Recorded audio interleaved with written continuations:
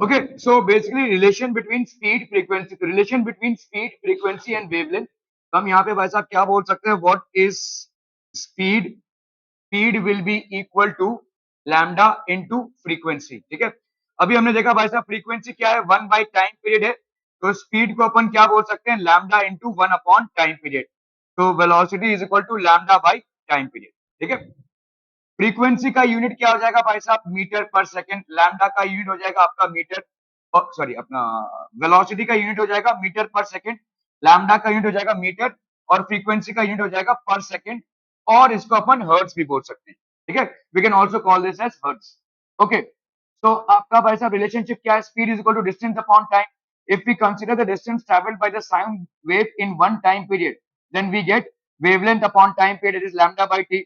तो फ्रीक्वेंसी होती है आपकी 1 बाई टी, तो वी आपकी क्या हो जाएगी, frequency into lambda, that is speed is equal to frequency into wavelength. ठीक है, फ्रीक्वेंसी इंटू वेवलेंथ। ओके, तो अगर आप देखोगे स्पीड क्या हो गया आपका, speed is equal to frequency into wavelength. ठीक है, फ्रीक्वेंसी इंटू वेवलेंथ, तो अगर भाई साहब आपका स्पीड इंक्रीज हो रहा है, ठीक है, तो फ्रीक्वेंसी अगर इंक्रीज हो रही है तो लैम्डा भाई साहब हो जाएगा आपका। ठीक है, तो ये सब आपके डायरेक्टली प्रोपोर्शनल है। देखो, velocity is directly proportional to frequency and velocity is also directly proportional to lambda। ठीक है, okay, a sound wave of wavelength lambda and frequency f propagates through a gold rod and then exits into air if lambda dash, ये आपका lambda dash है basically, common नहीं है। ठीक है, if lambda dash and f dash are the new wavelengths and frequency of the sound wave, then which of the following is true। वैसे इसमें से कौन सा सही हो जाएगा, देखो अ साउंड वेव, पहले एयर में a sound wave of wavelength, तो एयर में अगर हम देखेंगे कि वेवलेंथ इसका कितना है लैम्डा, और इसकी फ्रीक्वेंसी भाई साहब कितनी है F, propagates through a gold rod, ठीक है, and then exits into air. ठीक है, तो आपका भाई साहब जब गोल्ड रॉड में हम देख रहे हैं तो गोल्ड रॉड में इसका कितना है लैम्डा डैश और फ्रीक्वेंसी डैश। ठीक है, new wavelength and frequency of the sound wave, then which of the following is true. एक चीज हमेशा याद रखिएगा, बाय चेंज ऑफ मीडियम, अगर भाई साहब चेंज ऑफ मीडियम हो रहा है, फ्रीक्वेंसी डजंट चेंज, फ्रीक्वेंसी भाई साहब चेंज नहीं होगा, frequency doesn't change, the change of medium doesn't change the frequency. ठीक है, एक मीडियम से दूसरे मीडियम में अगर साउंड ट्रेवल कर रहा होगा, उसका फ्रीक्वेंसी चेंज नहीं होगा। ये लाइट के लिए भी वैलिड है, किसी भी वेव फॉर्मेट में जब ट्रैवलिंग होती है, चाहे वो इलेक्ट्रोमैग्नेटिक वेव फॉर्मेट में हो, ट्रांसवर्स वेव फॉर्मेट में हो, या लॉन्गिट्यूडनल वेव फॉर्मेट में हो, द फ्रीक्वेंसी नेवर चेंजेस।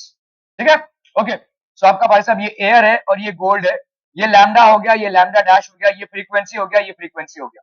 ठीक है, so a sound wave of wavelength lambda and frequency f propagates through a gold rod and then exits into the air. If lambda dash and f dash are the new wavelength and frequency of, then which of the following is true? तो आपको भाई साहब ये तो नहीं होगा क्योंकि frequency का चेंज हो रहा है, इन दोनों में से कोई होगा, f is equal to F dash और f is equal to F dash, इन दोनों में से कोई होगा। ठीक है, अभी ये डिपेंड करता है, यहाँ पे बेसिकली पूरा पूरा दिया नहीं हुआ है। देखो वेलोसिटी ऑफ जो है, तो velocity is equal to frequency into lambda, तो ये फ्रीक्वेंसी अगर चेंज नहीं हो रही है, एक मीडियम से दूसरे मीडियम में जब साउंड वेव जा रहा है तो फ्रीक्वेंसी चेंज नहीं हो रही है, लेकिन वेलोसिटी चेंज हो रही है। तो अगर वेलोसिटी रिड्यूस हो रहा होगा तो क्या रिड्यूस हो रहा होगा, लैम्डा रिड्यूस हो रहा होगा, और अगर वेलोसिटी इंक्रीज हो रही होगी तो क्या इंक्रीज हो रहा होगा, लैम्डा इंक्रीज हो रहा होगा। ठीक है, क्लियर है, क्या ये समझ में आ रहा है भाई साहब, क्योंकि फ्रीक्वेंसी तो चेंज नहीं हो रही है। ठीक है, लेकिन आप बोल रहे हो कि वेलोसिटी चेंज हो रही है, एयर में जब साउंड ट्रेवल कर रहा है तो उसकी एक स्पीड है, गोल्ड में जब साउंड ट्रेवल कर रहा है तो उसकी एक स्पीड है। अगर स्पीड बढ़ी रही होगी तो किसके वजह से बढ़ी रही होगी, लैम्डा की वजह से, ना कि फ्रीक्वेंसी। फ्रीक्वेंसी चेंज नहीं होगा, फ्रीक्वेंसी जो रहेगा साउंड का वो एयर में और गोल्ड में सेम रहेगा, या एयर में और आयरन में सेम रहेगा। With the change in medium there is no change in frequency of the wave. So if I am saying that the velocity decreases or increases, it decreases or increases only because the lambda associated or the wavelength associated with it decreases or increases। समझ में आ रहा है ये, ठीक है, तो यहाँ पे भाई साहब आपका this would be correct one। ठीक है, lambda is greater than lambda dash in a medium, a wave travels with velocity v and wavelength lambda, when this same wave enters another medium its velocity becomes 2v, what will be its wavelength in the second medium। ये दूसरा question है भाई साहब, ये समझ में आया क्यों भाई साहब lambda is greater than lambda dash. क्योंकि आपका भाई साहब जैसे ही एयर से गोल्ड में गया, एयर से गोल्ड में गया तो वेलोसिटी गिर गई, और अगर वेलोसिटी गिर गई तो भाई साहब लैम्डा भी आपका गिर गया। ठीक है, लैम्डा इज ऑल्सो, तो आपका लैम्डा जो है वो एयर में था, this is more than lambda dash. ठीक है, ये आपका गिर जाएगा। In a medium a wave travels with velocity v, तो मीडियम है भाई साहब, इसमें वेव का वेलोसिटी कितना है v, एंड वेवलेंथ इसका कितना है, the wavelength is lambda. In a medium, a wave travels with velocity v and wavelength lambda. When the same wave enters another medium, its velocity becomes 2v. इसका भाई साहब velocity हो गया 2v. What will be its wavelength in the second medium? तो यहाँ पे इसका भाई साहब wavelength कितना हो जाएगा? हमको मालूम है कि wavelength जो है वो फ्रीक्वेंसी से सॉरी आपका वेलोसिटी जो है वो फ्रीक्वेंसी से इंडिपेंडेंट है। यहाँ पे क्या हो जाएगा बोलो, दिस यहाँ पे वेलोसिटी, ये वेलोसिटी, ठीक है, मीडियम में velocity v is equal to wavelength into frequency. ठीक है, यहाँ पे velocity 2v is equal to wavelength dash into आपका फ्रीक्वेंसी। फ्रीक्वेंसी दोनों में सेम रहेगा, तो अगर मैंने भाई साहब 2v बाई v किया, इसको इससे डिवाइड किया, तो यहाँ पे क्या हो जाएगा बोलो, lambda dash into v by lambda into v। इसमें ये दोनों भाई साहब हो जाएंगे कैंसिल, ये और ये हो गया कैंसिल, तो lambda dash by lambda is equal to 2। तो देयरफॉर लैम्डा डैश की वैल्यू आप क्या लिख सकते हो, 2 लैम्डा, क्या ये लिख सकते हैं भाई साहब। सो आपका what will be the wavelength in the second medium, wavelength will be twice of the previous wavelength. या आप सिंपल ऐसा लिख सकते हो कि जो वेलोसिटी है वो डायरेक्टली प्रोपोर्शनल किसके है, लैम्डा के, फ्रीक्वेंसी तो चेंज हो नहीं रही है, तो अगर वेलोसिटी 2 टाइम्स बड़ा होगा, ठीक है, तो लैम्डा भी आपका 2 टाइम्स बढ़ जाएगा। ठीक है, मैथमेटिकली इसको बताएं या प्रोपोर्शनैलिटी से इसको बताएं, तो आपका भाई साहब लैम्डा भी 2 लैम्डा हो जाएगा। Are we clear on this one people? हम ठीक है, तो यहाँ पे भाई साहब this will be 2 lambda. Okay okay okay, characteristics of sound, तो आपका हो गया भाई साहब amplitude. Amplitude explains the loudness of sound. Amplitude में भाई साहब अपन लाउडनेस को डिटेक्ट कर सकते हैं, जितना ज्यादा लाउडनेस होगा उतना ज्यादा एम्पलीट्यूड होगा, इसलिए हम एम्पलीफायर्स यूज करते हैं टू इंक्रीज द लाउडनेस। ठीक है, so this is basically known as amplitude. What else people? हम ठीक है, amplitude is less, sound is soft, amplitude is more, sound is loud. ठीक है, ये वाला लिख लीजिए, हालांकि आपके सिलेबस के थोड़ा सा दायरे के बाहर है, but you don't know what questions are asked. Intensity of sound जो होगा, in fact intensity of any wave, intensity of any type of wave, ये चाहे लाइट वेव ले लो चाहे कुछ भी ले लो, intensity is directly proportional to square of amplitude. ठीक है, इंटेंसिटी मतलब उजाला, जैसे अगर मैं बोलूं ये लाइट का उजाला कितना है, कितना इंटेंसिटी है, ठीक है, so intensity is always proportional to square of amplitude. मतलब अगर मैं बोलूं कि किसी वेव का एम्पलीट्यूड मैंने 2 टाइम्स बढ़ा दिया, तो उसका इंटेंसिटी कितने टाइम्स बढ़ जाएगा? अरे भाई साहब समझ लो, ये आपका एम्पलीट्यूड है ए, मैंने इसको बढ़ाकर कर दिया 2a, तो यहाँ पे अगर इंटेंसिटी होगी आई, तो यहाँ पे इंटेंसिटी कितनी हो जाएगी, 4, 4 टाइम्स ऑफ आई, 4i हो जाएगा। ठीक है, क्लियर है? So the intensity of light is directly proportional to the square of the amplitude. ठीक है, ओके। पिच भाई साहब क्या होता है, pitch explains the shrillness in the sound. Shrillness, shorter the wavelength higher the frequency and pitch is higher. जितना ज्यादा कम होगा आपका वेवलेंथ, हायर होगी आपकी फ्रीक्वेंसी और पिच भी हायर होगा, पिच विल बी हायर। ठीक है, generally girls sound high, girls sound is high pitch. ठीक है, larger wavelength lower frequency pitch is low, generally boys sound is low in pitch. ठीक है, ओके ओके ओके। टिम्बर क्या होता है भाई साहब, timber explains the quality of sound. ठीक है, अभी ये आपके ज्यादा करके म्यूजिशियन से कनेक्टेड है कि आपका साउंड का क्वालिटी क्या है। ठीक है, what is basically the quality of sound. तो timbre explains the quality of sound. Every person has a different timbre, अलग अलग लोगों के भाई साहब टिम्बर्स अलग अलग होते हैं। ठीक है, कुछ कुछ लोग जब बातें करते हैं ठीक है, तो वो बेकार लगता है एकदम से। ठीक है, तो टिम्बर के ऊपर डिपेंड करता है, हर एक इंसान की अपनी टिम्बर क्वालिटी होती है। ठीक है, okay, so that is basically the quality of sound, every person has a different timber. Okay, tone, a sound of single frequency is called tone. तो एक ऐसा साउंड जिसकी सिंगल फ्रीक्वेंसी होती है, ठीक है, इज कॉल्ड टोन। आप किस टोन में बात करते हैं ये काफी इंपॉर्टेंट हो जाता है। मैं जैसे आपको एग्जांपल दूं, जैसे यहां पे है, आई never said you toll the money. ठीक है, एक सिंपल सा सेंटेंस है। अभी देखो ये सिंपल सा सेंटेंस है, इसका मीनिंग कैसे चेंज हो जाएगा जैसे जैसे आप टोन को चेंज करेंगे।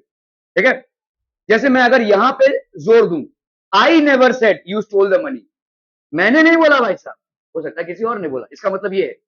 समझ में आ रहा है? ठीक है, तो आपने सिर्फ इस पे अगर जोर दिया तो योर सेंटेंस का कॉन्टेक्स्ट हो गया क्या कि I didn't say that you stole the money. ठीक है, okay, I didn't say that, I never said you stole the money, मैंने बोला नहीं। ठीक है, मैंने देखा है लेकिन मैंने किसी को बोला नहीं है, तो आपका सेंटेंस का कॉन्टेक्स्ट चेंज हो जाएगा। ठीक है, आई never said you stole the money, मैंने ये नहीं बोला कि तुमने चुराया, किसी और ने चुराया हो। ठीक है, so every time I am changing the tone और I am laying emphasis on a particular word, the sentence meaning is changing. I never said you stole the money, अभी स्टोल मतलब क्या होता है, आपने चुराया है पैसा, पैसा यहाँ पे रखा हुआ था, आपने पैसा ले लिया उसको, हो सकता है दूसरे दिन आकर आप इसको दे देंगे मुझे, बोलेंगे कि ये पैसा पड़ा हुआ था यहाँ पे, होगा किसी का, आप दे दीजिएगा। तो I didn't say that you stole the money, आपने पैसे लिए हैं लेकिन आपने पैसे चुराए हैं ये मैंने नहीं बोला है। ठीक है, और अगर मैं इस पे एम्फेसिस करूं तो I didn't say that you stole the money, आपने कुछ और चुराया है, पैसे नहीं चुराए। ठीक है, तो आप देखोगे कि टोन का जो एम्फोसिस होता है वो काफी ज्यादा होता है।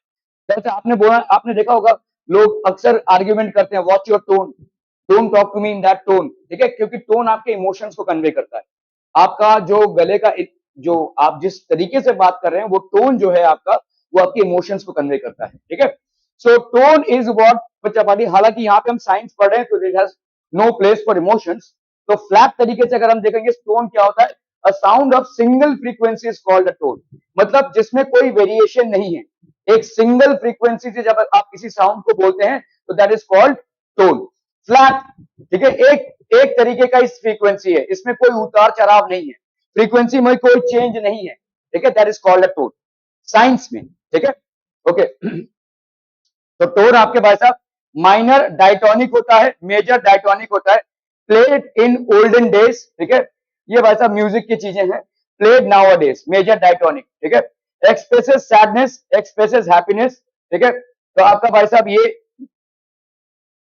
माइनर डायटोनिक है, और ये भाई साहब आपका आज की तारीख में जो साउंड है, इसमें हमको ज्यादा रिसर्च नहीं करना है, सिर्फ इतना समझना है कि आपके साउंड या जो साउंड प्रोडक्शन के फेजेस है वो चेंज हो गए। ठीक है, एक बहुत बड़ी फीमेल सिंगर है, उनका नाम कविता कृष्णमूर्ति है, शी हैज एक्चुअली संग मेनी सॉन्ग्स है, और मतलब काफी पुरानी गायिका है, और उनका मैं एक इंटरव्यू देख रहा था तो वो बोल रही है कि जब पहले मैं साउंड रिकॉर्डिंग के लिए आती थी, प्लेबैक सिंगिंग के लिए, तो मतलब गाना दिया गया है हमको, हमको काफी मशक्कत करनी पड़ती थी, मतलब take retake take retake take retake, मतलब मैं गाना गा रही हूँ स्टूडियो में, एक गाने को रिकॉर्ड करने में नई नई करके हमको कम से कम 21-22 दिन लग जाते थे। आज की तारीख में मैं जिस स्टूडियो में आती हूँ, मेरे को बोला जाता है एक गाने का एक लाइन आप गा दीजिए, बाकी हम संभाल लेंगे।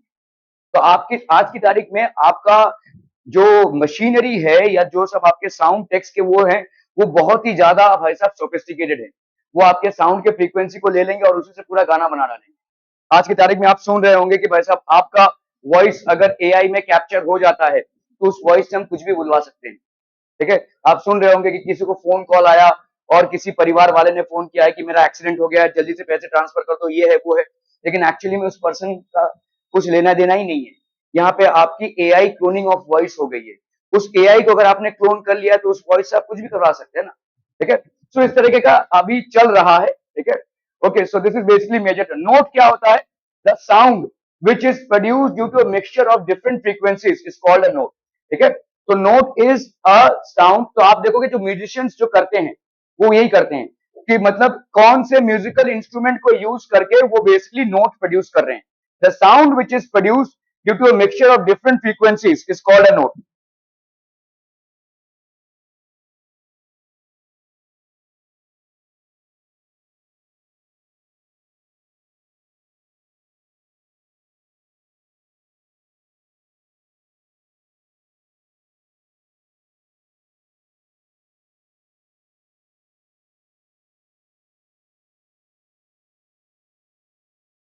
Which way property determines A loudness and B pitch?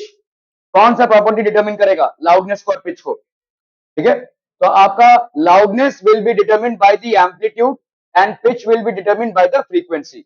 Loudness is determined by the amplitude of sound waves and pitch is determined by the frequency of vibration of sound producing source. Guess which sound has a higher pitch, guitar or car horn? ठीक है, इसमें pitch किसका होगा भाई साहब? The sound from a guitar has a higher pitch than that from a car horn due to its higher frequency. तो इसकी frequency ज्यादा होगी, एम्पलीट्यूड कार हॉर्न का ज्यादा होगा. ठीक है, लाउडनेस उसका ज्यादा होगा. ठीक है, difference between loudness and intensity. Loudness is what the sensation produced in the ears that enables us to distinguish between a feeble sound and a loud sound is called the loudness of sound. ठीक है, एक soft सा sound produce हुआ है और एक जोर का धमाका हुआ है, धमाकेबाज भाई साहब. ठीक है, तो जोर का धमाका जब आप प्रोड्यूस करते हैं, कोई बम फोड़ा आपने, ठीक है, तो उसका लाउडनेस होता है. ठीक है, वो आप ऐसे समझिए, वो क्या बोलते हैं, ऐसा वाला बम को क्या बोलते हैं? पापटी बम. ओके, तो उसका जो आवाज आता है और एक्चुअली में जब आप किसी बॉम्ब को जलाकर फोड़ते हैं तो उस आवाज में बहुत सारा फर्क है. एक तो चिड़चिड़ करेगा और एक भाई साहब भौम से फोड़ेगा. ठीक है, तो इसमें बेसिकली फर्क किसका है? लाउडनेस का है. ठीक है, इसमें फर्क आपका लाउडनेस का है. ठीक है, the sensation produced in the ears that enables us to distinguish between a feeble sound. एक फीबल साउंड, तो क्या आप अगर आंख बंद करके ऐसे बैठे हुए और इन दोनों चीजों को फोड़ा जाए तो आप बता सकते हैं कौन सा, क्या पापटी बम, क्या बोलते हैं उसको, पापटी बम है, और कौन सा एक्चुअल बम है? Can you say this without even looking at it or without even looking at some Harsh Chaudhary who is doing all this mischief? ठीक है, so you can say that which bomb is being exploded or used. Can you say this? ठीक है, क्योंकि आप यहाँ पे judgement कर रहे हैं लाउडनेस ऑफ साउंड प्रोड्यूस से. ठीक है, और हाथ दिखाइए भाई साहब, सबको ऐसे कांग्रेस वाला हाथ दिखाइए, आपने जो दिवाली मनाया भाई साहब वो. ओके, इंटेंसिटी क्या होती है भाई साहब? Average energy transported by a sound wave per unit area perpendicular to the direction of propagation is called the intensity of sound. ठीक है, average energy transported by a sound wave per unit area, इसको लिख लीजिए भाई साहब. Average energy transported by a sound wave per unit area perpendicular to the direction of propagation is called intensity of sound.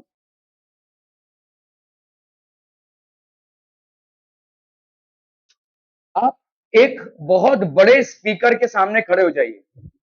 ठीक है, मैं आपको बता रहा हूं, मैं ये लाइव एग्जांपल देख चुका हूं. ठीक है, एक कोई तो हमारा मतलब मेरे गांव में नहीं, मतलब मेरे पहले जहां पे मैं रहता था वहां पे उन्होंने भाई साहब यामा का शोरूम खोला.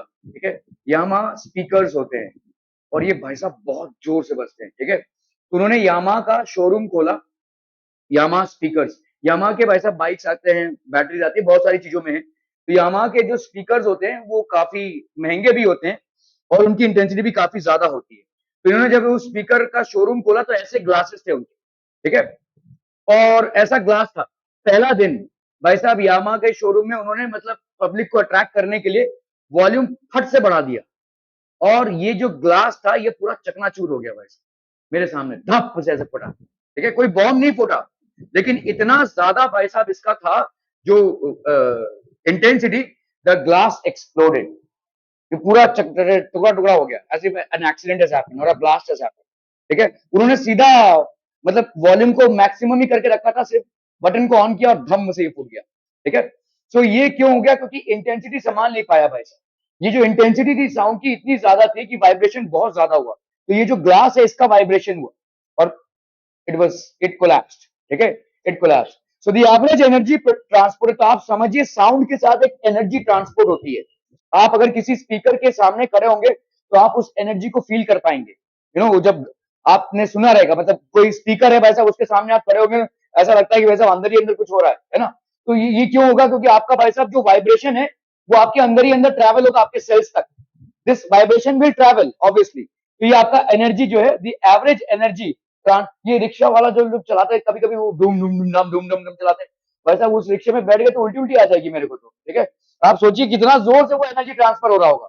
ठीक है, वो इधर से जा रहा है धाम धूम करता हुआ, उसमें जो इंसान बैठेगा उसकी क्या हालत होगी? अगर भाई साहब वो थोड़ा संतुलित दिमाग का होगा, अगर वो पागल होगा तो उसको कुछ फर्क नहीं पड़ेगा. ठीक है, okay. Average energy transported by a sound wave per unit area perpendicular, तो इसको अपन बोलते हैं इंटेंसिटी. क्या ये समझ में आ रहा है भाई साहब? तो साउंड के साथ एनर्जी भी ट्रांसफर होती है. ठीक है, साउंड के साथ एनर्जी भी ट्रांसफर होती है। Loudness is measured in decibels. तो आपका देखो डेसिबल्स होते हैं, आप जैसे अगर आपका पड़ोसी रात के 11:30 बजे जोर से म्यूजिक चला रहा होगा, can you call the police? On what basis can you call the police? आपकी डेसिबल की लिमिट होती है, उस लिमिट को क्रॉस करते हुए अगर कोई, तो अगर पड़ोसी आपका टीवी देख रहा है तो आप कुछ नहीं कर सकते, और टीवी का साउंड लिमिटेड होता है, ठीक है। लेकिन अगर बहुत बड़े बड़े स्पीकर्स बजा रहा होगा तो आप पुलिस को कॉल कर सकते हैं, because he is crossing certain decibel levels which are not allowed after certain hours, ठीक है। तो ये डेसिबल लेवल्स होते हैं। तो साउंड का जो लाउडनेस होता है उसको हम डेसिबल लेवल्स में मेजर करते हैं, ठीक है। जैसे मैं आपको अगर यहाँ पे दिखाऊं, ये आपका देखो कंट्रोल पैनल है, अगर मैं यहाँ पे जाऊं भाई साहब, तो मैं जो बात कर रहा हूं अभी ये रिकॉर्ड हो रहा है, ठीक है। सो यहाँ पे अगर आप हार्डवेयर एंड साउंड में जाएंगे, आपके पीसी में भी ये मिल जाएगा, ठीक है। तो लेट्स से ये आपकी रिकॉर्डिंग चल रही है, तो अगर मैं यहाँ पे देखो ये बात कर रहा हूँ, ये ग्रीन ऊपर ऊपर जा रहा है, ठीक है।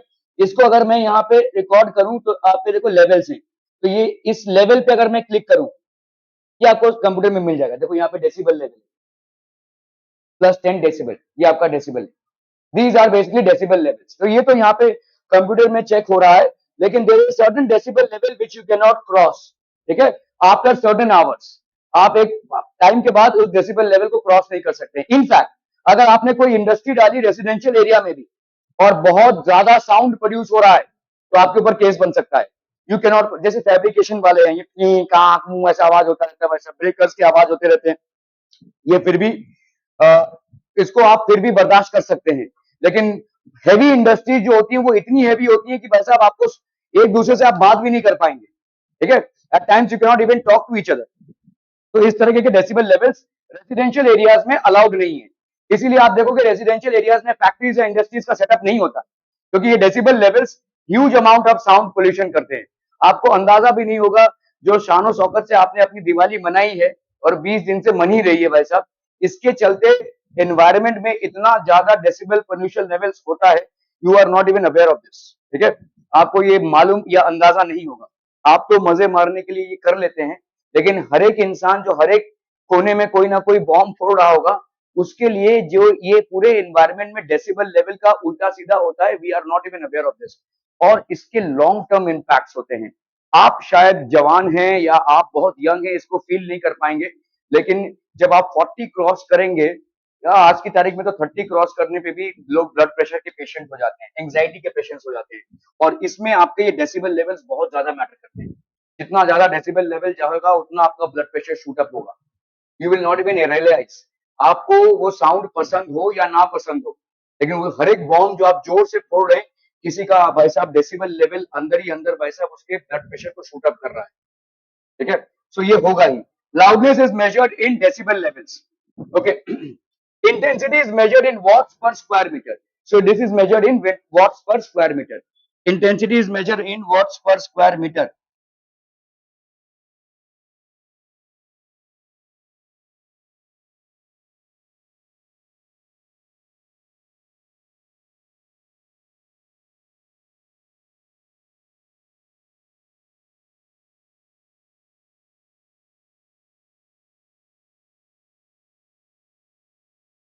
Done done done.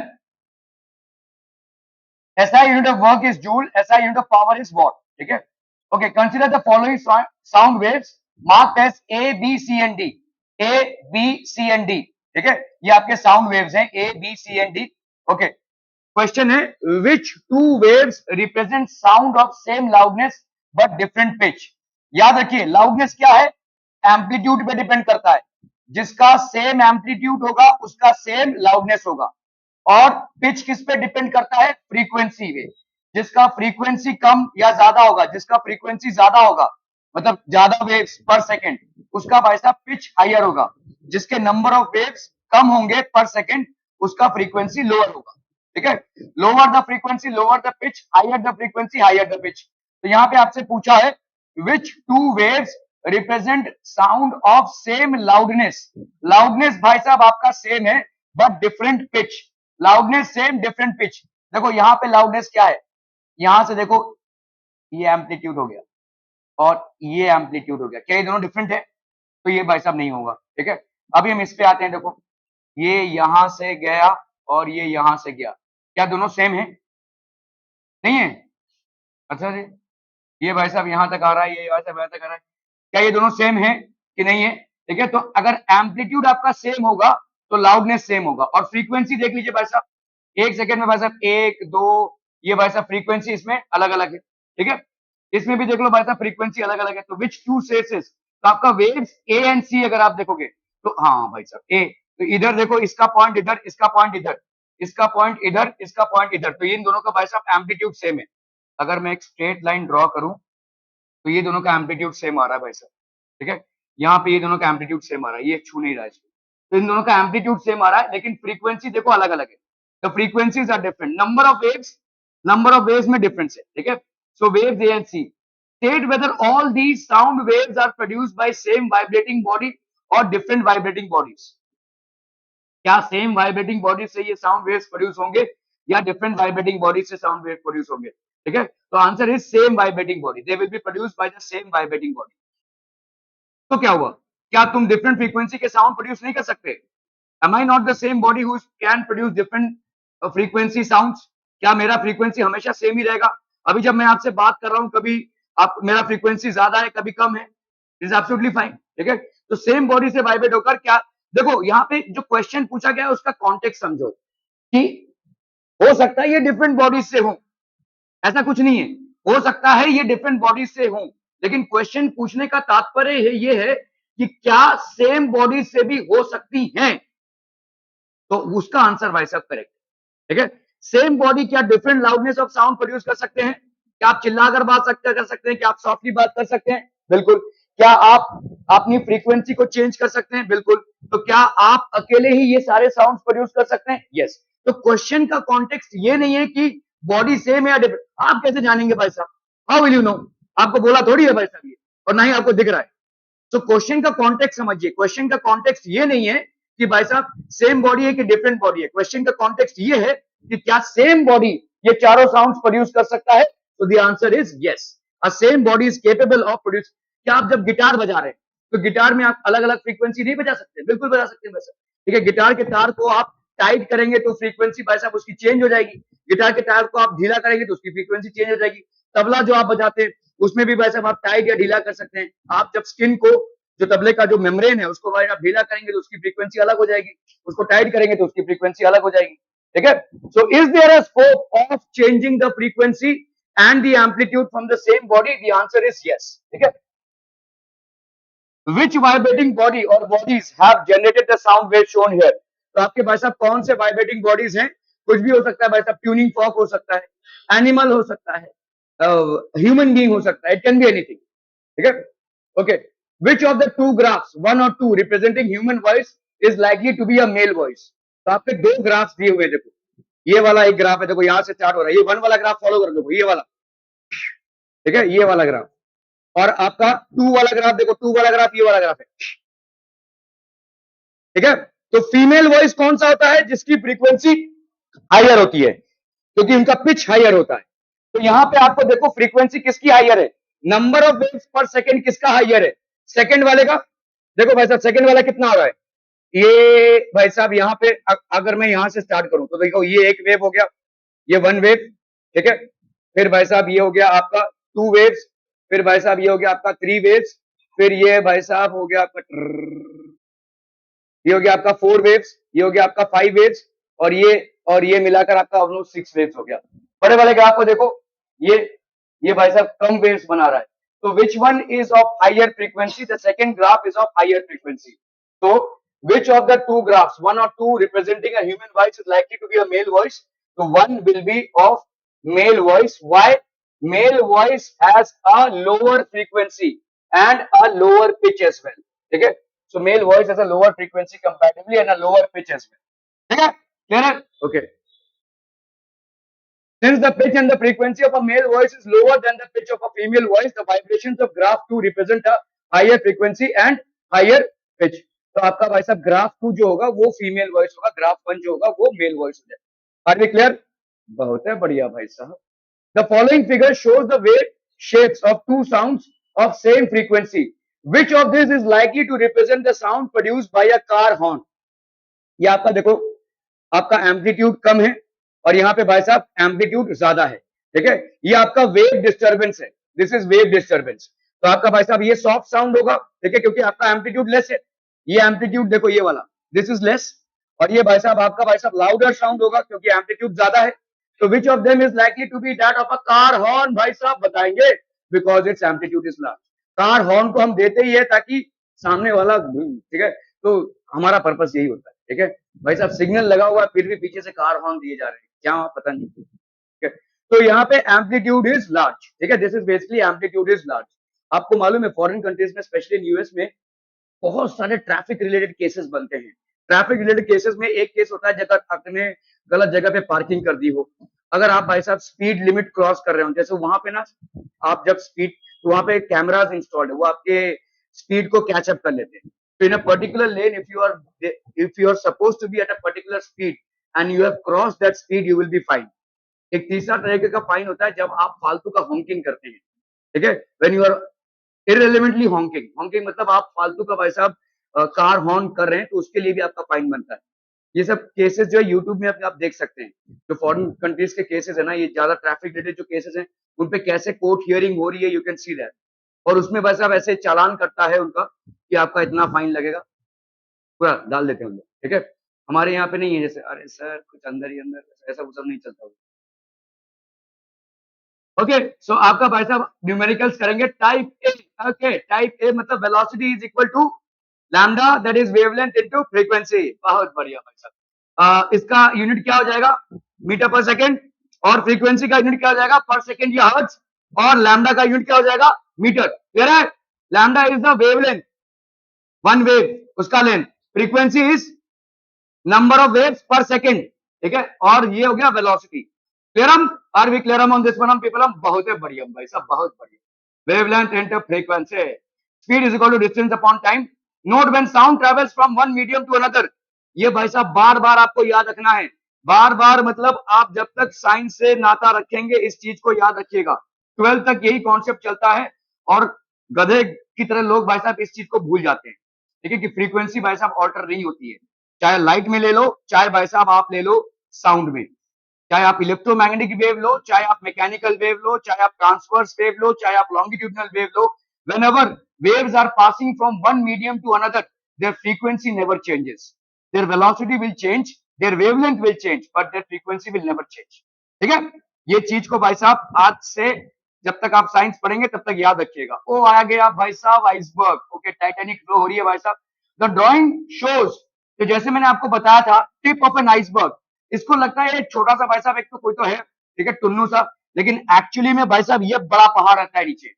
अगर ये शिप इसके साथ क्रैश होता है, इसको लगेगा कि भाई साहब चलो ये तो हल्का सा आइस है, फ्लोट हो रहा होगा, लेकिन नहीं भाई साहब, अंदर ही अंदर इतना बड़ा पहाड़ है, ठीक है, and it can cause a major devastation, ठीक है। जो टाइटैनिक मूवी बनी थी वो एक्चुअली रियलिटी पे बनी थी, और टाइटैनिक बेसिकली एक बहुत खर्चीला जहाज था, ठीक है। जब उनके सामने ये आइसबर्ग आया तो उनको लगा कि यार माइनर है, चलो अभी हम टर्न नहीं ले सकते, थोड़ा सा धक्का लगेगा, थोड़ा सा इंपैक्ट आएगा, लेकिन ये है तो बर्फ का गोला। लेकिन उनको ये नहीं मालूम था कि भाई साहब नीचे इतना बड़ा भाई साहब आइसबर्ग है। इसलिए हमारा कहावत होता है tip of an iceberg, try and understand, it's just the tip of an iceberg. what you see as a problem is actually not the problem, this is the problem, ठीक है, what you can't see beneath it, ठीक है। okay, the drawing shows a ship 800 meters from a cliff। तो भाई साहब एक ship है जो 800 meters from a cliff है। a gun is fired on the ship। भिचके हैं भाई साहब, गोली चली इधर, ठीक है, यहाँ पे भाई साहब गोली चली। after 5 seconds the people at the front of the ship hear the sound of the gun again। तो क्या हुआ यहाँ पे, देखा हुआ, ठीक है। तो आपका भाई साहब इस क्लिफ का डिस्टेंस कितना है भाई साहब, 800 मीटर, ठीक है। यहाँ पे भाई साहब वेदांत ने गोली चलाई और फिर से उसको सुनाई दिया, ओ धूम से, ठीक है। नहीं अरे बॉम्ब फोड़ू भाई साहब बैठे, ठीक है। तो हर चौधरी ने भाई साहब यहाँ पे बॉम्ब फोड़ा, और बराबर उसको कितने टाइम पे, आफ्टर 5 सेकेंड उसने फिर से बॉम्ब का आवाज सुना, और वो भाई साहब खुश हो गया। चलो मारवाड़ी ने एक काम किया और दो, है ना, एक का दो कर दिया भाई साहब, ठीक है। एक बॉम्ब फोड़ा, दो बॉम्ब की आवाजें आई। ओके, सो यहाँ पे भाई साहब आपका 800 मीटर में ये हो रहा है। So what, okay, after 5 second the people at the front of the ship here the sound again. तो यहाँ पे भाई साहब क्वेश्चन क्या है, ठीक है, व्हाट इज द क्वेश्चन। ये हो गया आपका 800 मीटर, ठीक है, 800 मीटर। और जनरली आपका साउंड का स्पीड दिया रहता है, अगर नहीं भी दिया रहे तो 344 ले सकते हो या 340 भी ले सकते हो, ठीक है। Okay, so this is 800 metres. Okay, a gun is fired, अरे बाप रे क्या हो, ठीक है, तो ये आया भाई साहब गन, ये आया भाई साहब इको होकर वापस, ठीक है, तो कितना ट्रैवल किया भाई साहब साउंड ने, कितना ट्रैवल किया साउंड ने रची जी, 5 सेंटीमीटर, 5 सेकेंड्स, नहीं डिस्टेंस कितना ट्रैवल किया, 800 मीटर्स ना। तुम क्लास से आज, तुम घर से निकली हो ना क्लास जाने के लिए, घर पहुंचना मत ना, फिर घर पहुंची मत, मेरा मतलब समझ रही हो, घर जाना ही नहीं, आज यहीं पे बैठ जाओ, यहीं पे सो जाना, कल यहीं से स्कूल निकल जाना। अरे भाई साहब जो साउंड इधर गया है वो वापस भी तो आया है ना, तो तुम अगर क्लास के लिए निकली हो तो वापस भी तो जा रही हो ना, तो तुम्हारा टोटल डिस्टेंस कवर कितना हो जाएगा, 800 कैसे होगा, 1600 हो जाएगा। क्या ये समझ में आ रहा है भाई साहब, देखिए the sound that has gone from here is covering 800 metres, at the same time it is returning back ना, अगर इसको सुनाई दे रहा है echo, so what is the total distance the sound has covered in 5 seconds, it has covered 1600 metres. क्या ये समझ में आ रहा है, आप भाई साहब चलिए घर से, तो आप फिर घर पहुंचेंगी ना कि नहीं, यही रहना है। ओके, तो आपका 800 और 800 भाई साहब कितना हो गया, 1600, एंड आपका भाई साहब यहाँ पे क्या हो जाएगा, what will be the, a gun is fired on the ship after 5 seconds, the people at the front of the ship hear the sound of the gun again, ठीक है, तो आपका भाई साहब स्पीड कितना हो जाएगा, 1600 बाई भाई साहब 5, ठीक है, तो ये कितना हो जाएगा, 5 3 15, 5 2 10, 320 मीटर पर सेकंड। तो अगर आपसे पूछा जाए भाई साहब speed of sound in air कितना है, तो आपका हो जाएगा 320 मीटर पर सेकंड, ठीक है, क्लियर है।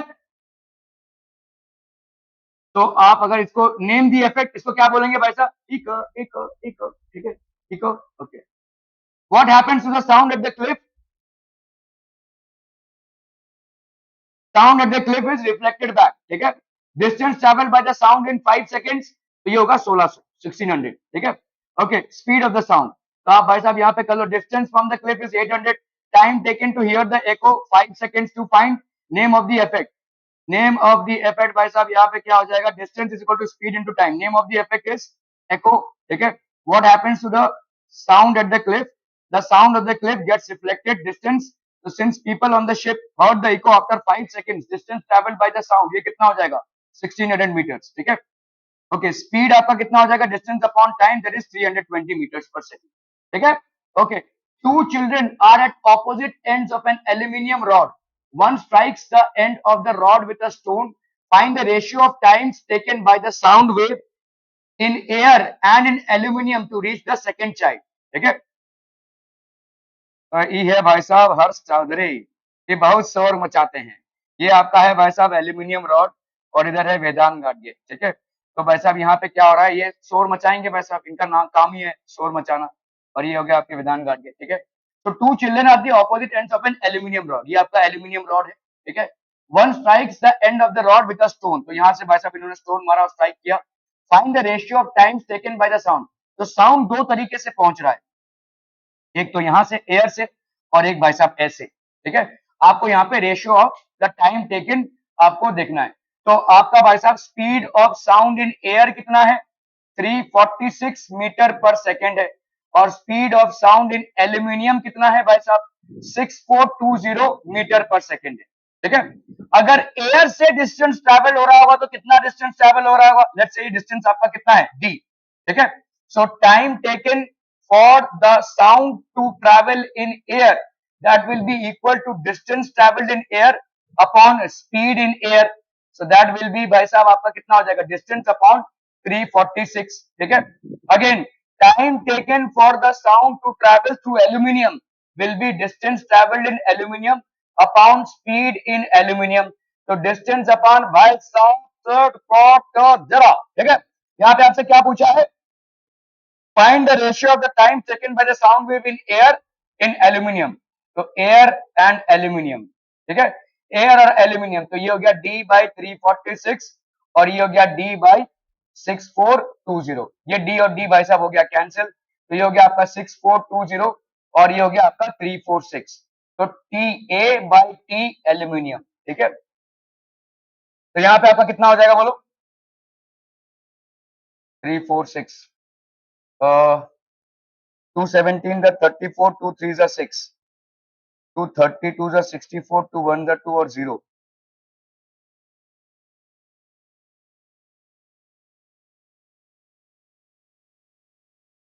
नहीं होता वैसा भी तो का रेशियो हो जाएगा। ठीक है, सो एयर और समझ लो तो वेलोसिटी इन एयर इज 346। ठीक है, टाइम तो आपका भाई साहब यहाँ पे टाइम एल्यूमिनियम, तो अपन क्या कर सकते हैं, velocity of sound in air is 346, velocity in aluminium is 6420, ratio of times taken by sound wave in air and aluminium is equal to d by t since distance traveled by both sound waves is the same, तो t air by t aluminum will be equal to velocity। देखो t क्या है, t air, T air भाई साहब क्या हो जाएगा, t air by t aluminium, this will be equal to distance upon speed in air, distance upon speed in aluminium, तो ये हो जाएगा speed in aluminium upon speed in air. ठीक है, velocity in aluminium upon velocity in air, तो ये हो गया आपका 6420 बाई अप्रोक्सीमेटली 18.55 आ जाएगा, 18.55:1। ठीक है भाई साहब, are we clear on this one people? Okay, a child shouted hello near a cliff and heard the echo after some time. If the speed of sound is taken as 345 meter per second at responsive temperature, ठीक है, आपका temperature भाई साहब दिया हुआ है, and the distance of cliff from the child is 690 meter. Distance of the cliff from the child is 690 meter. Calculate the time after which the echo is heard by the child.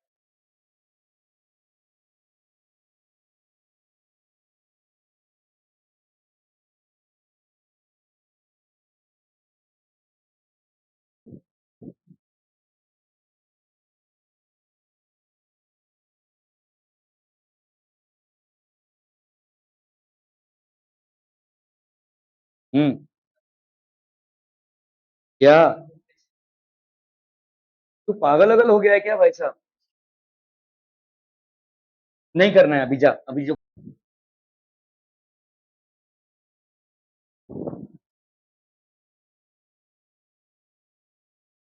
echo heard after some time, the speed of sound is taken as, आपका speed of sound यहाँ पे कितना है, ठीक है, so temperature and the distance of the cliff from the child is 690। ठीक है, तो आपका भाई साहब यहाँ पे cliff का distance हो गया, this is basically the child, this distance is 690 meters, this distance is 690 meters। ठीक है, the speed of sound is taken as 345, ये आपका भाई साहब 345 मीटर पर सेकेंड है। ठीक है, at respective temperature, calculate the time after which the echo is heard, तो इको भाई साहब कितनी देर बाद हियर होगा, आपका टोटल डिस्टेंस कितना कवर होगा इको में, 690 जाने में और 690 आने में, तो total distance covered is 690 plus 690 upon भाई साहब आपका कितना हो जाएगा, 690 प्लस 690 मीटर, और ये हो गया आपका 345 मीटर पर सेकेंड। ठीक है, कैलकुलेट द टाइम, तो टाइम होता है आपका भाई साहब क्या, total distance upon speed, time is equal to distance upon speed, तो ये हो गया आपका कितना, 0 9 प्लस 9 18 6 प्लस 1 7 7 प्लस 6 13, तो ये हो गया आपका 345 सेकेंड्स। ठीक है,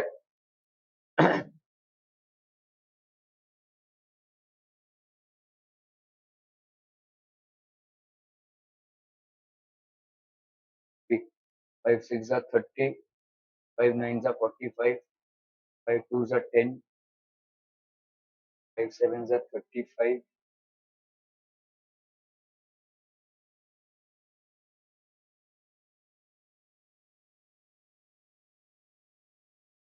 1380 by 5,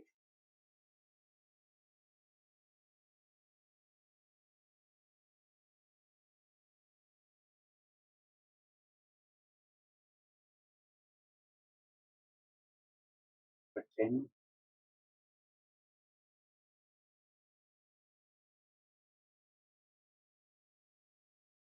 3 2s are 6, 3 3s are 9, 3 9s are 27, 2s are 6 into 4 12, this will be 4। ठीक है, so it's going to take 4 seconds, ये आपका 4 seconds लग जाएगा। ठीक है, this will be taking 4 seconds। The distance of the cliff is 690, obviously the total distance covered will be 690 plus 690। ठीक है, तो आपका यहाँ पे total distance travelled is 690 plus 690, velocity of the sound, time कितना हो जाएगा भाई साहब, डिस्टेंस अपॉन स्पीड, तो आपका हो गया आपका 4 seconds. The frequency of a source of sound is 100 hertz. How many times does it vibrate in a minute? कितने टाइम से वाइब्रेट कर रहा है भाई साहब इन अ मिनट? तो फ्रीक्वेंसी आपका भाई साहब कितना है यहाँ पे? Frequency is 100 hertz. ठीक है, इसका मतलब क्या है भाई साहब? इन 1 सेकेंड, तो 100 हर्ट्ज मतलब 100 पर सेकेंड। तो इन 1 second it is vibrating 100 times. ठीक है, how many times does it vibrate in a minute? In 1 minute में कितना वाइब्रेट करेगा? तो इन 60 सेकेंड से कितना वाइब्रेट करेगा? in 1 second it is vibrating 100 times. So in 60 seconds it's going to vibrate 100 into 60 times. That is how much? 6,000 times. So this will be 6,000 times. Okay. So in 1 minute it is going to vibrate 6,000 times. Okay. So this is 6,000 times.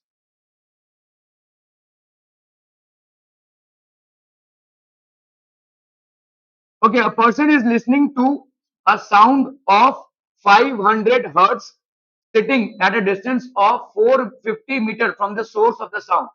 तो ये भाई साहब 450 metre distance पे है। A person is listening to a sound of 500 hertz. तो आपका frequency यहाँ पे कितना है? 500 hertz sitting at a distance of 450 metre from the source of the sound. तो आपका यहाँ पे डिस्टेंस कितना है भाई साहब? 450 मीटर है। What is the time interval between successive compressions from the source? Successive compressions from the source मतलब ये देखो, ये compression है, ये rarefaction है, ये भाई साहब कंप्रेशन है। ठीक है, तो इन दोनों के बीच में सक्सेसिव कंप्रेशन में कितना डिफरेंस होगा? एक वेवलेंथ का डिफरेंस होगा। What has been asked of you is what is the time interval between successive compression from the source. तो टाइम इंटरवल पूछा है आपको किसका? एक वेवलेंथ का। एक वेवलेंथ का टाइम इंटरवल क्या होता है? उसी को अपन बोलते हैं टाइम पीरियड। ठीक है, time interval pertaining pertaining to a wavelength to a wavelength is basically the time period. ठीक है, okay. So a person is listening to a sound sitting at a distance of 450. What is the time interval between successive compressions from the source? तो आपको भाई साहब यहाँ पे time period पूछा है। टाइम पीरियड क्या हो जाएगा बोलो? टाइम पीरियड होता है 1/फ्रीक्वेंसी। तो यहाँ पे ये मैटर नहीं करता है, यहाँ पे ये मैटर करता है 1/500। ये हो जाएगा आपका सेकेंड्स। ठीक है, 1/500 सेकेंड्स। तो इसका भाई साहब आपका क्या हो जाएगा? 1/5 इंटू 10⁻⁻², ऐसा लिख सकते हैं। 1/5 मतलब कितना हो गया आपका? 5 2 10, 0.2 इंटू 10⁻³ हर्ट्ज, ऐसा भी लिख सकते हैं। ठीक है, सॉरी हर्ट्ज नहीं होगा, सेकेंड्स होगा। This will B seconds. ठीक है, तो कंप्रेशन एंड रेरिफैक्शन, तो ये हो गया आपका टाइम पीरियड। एक कंप्रेशन से दूसरे कंप्रेशन तक, ये आपका कंप्रेशन है। देखो, ये फिर से कंप्रेशन चालू हुआ, तो ये जो लेंथ होता है उसको अपन बोलते हैं लैम्डा, और इसको जिस टाइम में आप मेजर करते हैं उसको अपन बोलते हैं टाइम पीरियड। तो given frequency is equal to 500, distance हो गया आपका डी, तो टाइम पीरियड कितना हो जाएगा? Frequency is equal to 1 upon time period. Time period हो गया आपका 1 upon frequency, that is 1 upon 500। This will be 1 upon 500, जिसको आप 0.02 सेकंड्स भी लिख सकते हैं, या आप इसको भाई साहब ऐसे भी लिख सकते हैं, 1 अपॉन 5 है इंटू 100 है, तो इसको अपन क्या लिख सकते हैं? 1 अपॉन 5 इंटू 10⁻²। 1 अपॉन 5 की वैल्यू होती है 0.2, 0.2 इंटू 10⁻²। एक्चुअली अभी इस तरह से नोटेशन करना चालू कर दीजिए। तो दिस विल बी, अगर मैंने इसको इधर लिया तो ये हो जाएगा 2 इंटू 10⁻²। ठीक है, 2 into 10⁻³ and 0.02 seconds is the same. The time interval between successive compressions, that is time period, is 0.002 seconds. क्या ये समझ में आ रहा है? ठीक है, चलिए भाई साहब इसको करना है फटाफट फटाफट, क्विक क्विक, जल्दी।